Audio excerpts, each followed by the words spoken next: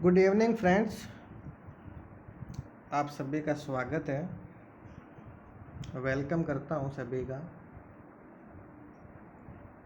और I hope आप सभी स्वस्थ होंगे, आपके परिवार वाले सभी स्वस्थ होंगे। अभी कोरोना का जो टाइम चल रहा है उसमें भी केयरफुल, अपना ध्यान रखें, परिवार वालों का ध्यान रखें और सबका ध्यान रखें। चलिए अभी बात करते हैं। मैंने ग्रुप के अंदर मेरी कुछ कॉल्स दी हुई थी पीछे, उनके लेटेस्ट प्राइस को अपडेट किया है। कुछ कॉल है जो लॉस में चल रही है अभी,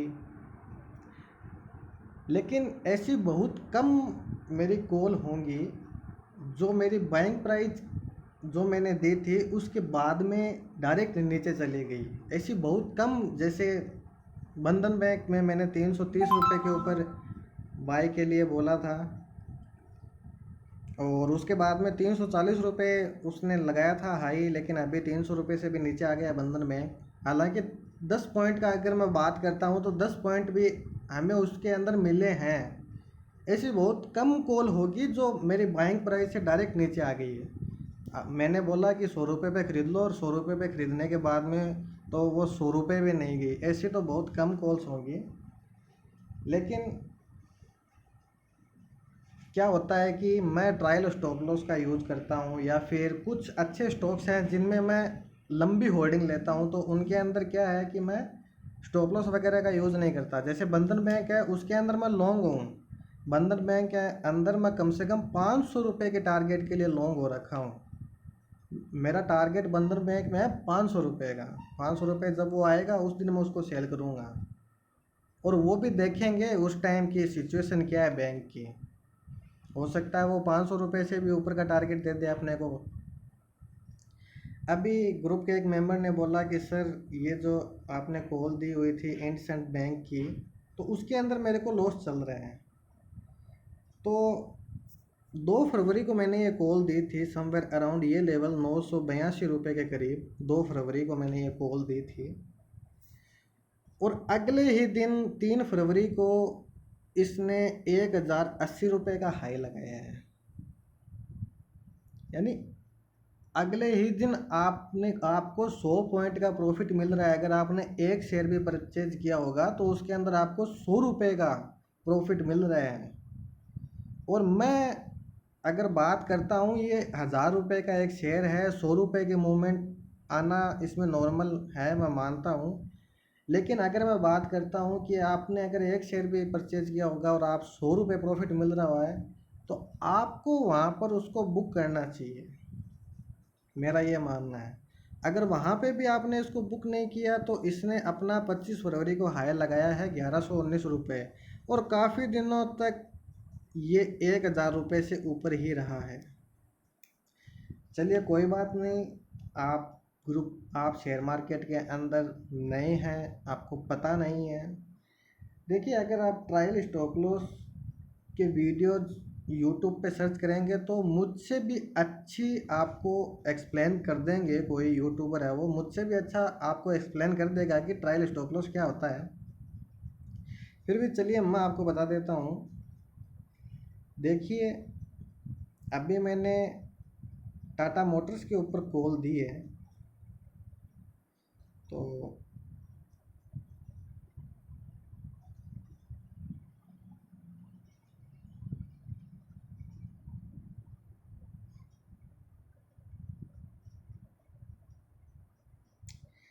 मई 3 को मैंने टाटा मोटर्स की कॉल दी थी। 291 रुपये के आसपास आप इसे बाय कर सकते हैं। अब चलिए मैं आपको बताता हूँ कि ट्रायल स्टॉप लॉस क्या होता है, उसका यूज़ कैसे करना है। ये मैंने टाटा मोटर्स का डेली का चार्ट ओपन कर लिया है, और अगर बात करता हूँ मैं 3 मई की, तो ये रहा 3 मई, 291 रुपये के करीब हमने इसको बाय किया था। और उसके बाद में आप देख सकते हैं कि अगले दिन इस टाटा मोटर की ओपनिंग जो हुई थी वो हुई थी 296 रुपये के करीब। और हाई लगाया था 299 रुपये का। आपको 8 पॉइंट आराम से मिल गए। अगर आपने 100 शेयर भी परचेज किए होंगे तो आपको 800 रुपये आराम से मिल गए। चलिए कोई बात नहीं। इसके बाद में आप पूछते हैं कि सर आपने स्टॉप लॉस नहीं दिया। अगर मैं टाटा मोटर के अंदर आपको स्टॉप लॉस देता, 291 पे हमने परचेज किया था, और अगर स्टॉप लॉस में देता तो मैं स्टॉप लॉस देता आपको 281 रुपये का, 10 पॉइंट का। तो आप देख सकते हैं कि 281 रुपये टाटा मोटर गया नहीं है। अभी अगर किसी ने टाटा मोटर को बाय किया और उसने होल्ड कर रखा है, तो अभी टाटा मोटर चल रहा है 314 रुपये, और इसका मैं टारगेट एक्सपेक्ट कर रहा हूँ मिनिमम 350 रुपये। तो अगर किसी ने बाय कर रखा है, या फिर चलिए मैं मेरा एग्जांपल ले लेता हूँ, तो मेरा जो टाटा मोटर के अंदर जो स्टॉप लॉस है ना, वो अब 300 रुपये हो गया है।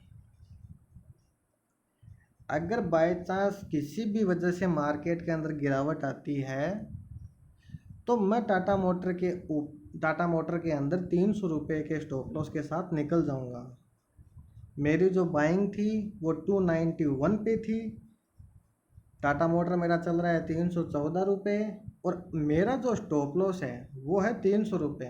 तो मार्केट अगर गिरता भी है ना, कोई भी न्यूज़ आ जाती है, लॉकडाउन की न्यूज़ आ जाती है, या कोई भी ऐसी न्यूज़ आ जाती है कि मार्केट में सेलिंग प्रेशर आ गया, अब देखिए अगर ये 300 रुपये के नीचे गैप डाउन खुलता है तो उस केस में तो कोई कुछ भी नहीं कर सकता है। ना मैं कुछ कर पाऊँगा, ना आप कुछ कर पाओगे।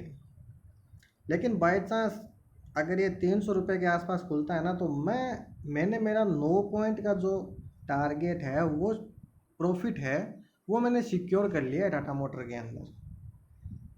अब 9 पॉइंट टाटा मोटर के अंदर मुझसे कोई नहीं छीन सकता। मेरे 291 पे बाइंग की है, 300 रुपये का स्टॉप लॉस है, 9 पॉइंट मेरे एकदम सेफ हो चुके हैं।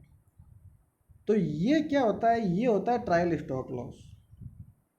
अब अगर मैं बात करूं कि मान लीजिए कल टाटा मोटर 320 रुपये क्रॉस कर जाता है, तो फिर मेरा स्टॉप लॉस कहीं ना कहीं ये पॉइंट हो जाएगा 305 रुपये का। और जैसे जैसे टाटा मोटर ऊपर जाता जाएगा ना, वैसे वैसे मैं 305 रुपये से 310 रुपये कर लूँगा मेरा स्टॉप लॉस। 310 रुपये से 315 रुपये मेरा स्टॉप लॉस आ जाएगा। जैसे जैसे टाटा मोटर ऊपर जाता जाएगा, मान लीजिए टाटा मोटर 330 रुपये पहुँच गया, तो मेरा स्टॉप लॉस आ जाएगा 320 रुपये का। अब अगर टाटा मोटर वापस गिरता भी है ना, तो मेरे 28 पॉइंट का प्रॉफिट जो मैंने है वो सिक्योर कर लिया है। 28 पॉइंट का प्रॉफिट टाटा मोटर के अंदर मुझे होना ही है हर कंडीशन के अंदर। तो ये होता है ट्रायल स्टॉप लॉस, जिसके अंदर क्या है कि हम अपना स्टॉप लॉस है वो ट्रायल करते रहते हैं। मान लीजिए कि मैंने अपना स्टॉप लॉस 305 रुपये लगा रखा है, और कल किसी वजह से मार्केट के अंदर थोड़ी सी प्रॉफिट बुकिंग देखने को मिली, या थोड़ा सा सेलिंग प्रेशर देखने को मिला, मेरा 305 रुपये का स्टॉप लॉस हिट हो गया, तो मेरे कोई प्रॉब्लम नहीं है। मैंने टाटा मोटर के अंदर 12-13 पॉइंट का प्रॉफिट बुक कर लिया है, मुझे कोई प्रॉब्लम नहीं है। फिर मैं क्या करूँगा, वापस अपॉर्चुनिटी सर्च करूँगा कि कब मुझे टाटा मोटर को वापस बाय करना है, या फिर मैं किसी दूसरे स्टॉक के अंदर ट्रेड लूँगा। और जो भी स्टॉक मेरा प्रॉफिट में चलता है, जो भी स्टॉक, अगर बंधन बैंक की मैं बात करूँ, 330 रुपये के ऊपर मैंने बाय की कॉल दी थी, 340 रुपये वो गया था। अगर उस टाइम आपने 330 रुपये का भी उसमें स्टॉप लॉस लगाया होगा ना, कोस्ट टू कोस्ट, तो मैं ये मानता हूँ कि वो भी सही है। अभी आपको बंधन बैंक 285 रुपये के आसपास खरीदने को मिल गया। अब आपके लगा क्या, आपके लगे ओनली ब्रोकरेज। दिक्कत क्या है, मान लीजिए बंधन बैंक में मैं ब्रोकरेज दे के निकल गया। पहली बात तो इतने दिनों से मेरी मनी है वो ब्लॉक नहीं हो रखी है, मैं किसी दूसरे स्टॉक के अंदर ट्रेड ले रहा हूँ, उसके अंदर मैं प्रॉफिट कमा रहा हूँ उसी मनी से। अगर मैं वहाँ पर मैंने अपनी मनी को वो स्टॉप लॉस नहीं लगाया हुआ था, तो आज जो मैंने बंधन बैंक के अंदर शेयर को बाय किया हुआ था, उनके अंदर वो मेरी मनी है वो ब्लॉक हो चुकी है। अब मैं क्या सोचूंगा कि ये स्टॉक तो चल रहा है, भेल तो चल रहा है, बंधन बैंक चल नहीं रहा है। मैं क्या करूंगा, बंधन बैंक में लॉस बुक करूंगा और भेल के अंदर वो रुपए लगा दूंगा।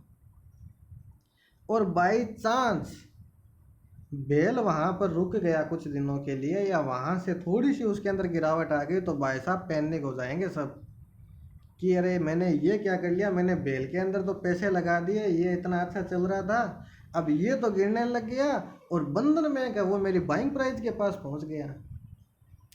तो रिटेलर जो है ना वो मतलब पेशेंस नहीं रखते हैं, उनके पास पेशेंस नहीं है, इसी वजह से वो लॉस करते हैं। फिर क्या होगा, बेल चलेगा नहीं, बंधन बैंक थोड़ा चल गया तो फिर कहेंगे सर ये क्या हो गया, आप बेल से सर पैसे निकाल लेते हैं बंधन बैंक में डाल देते हैं।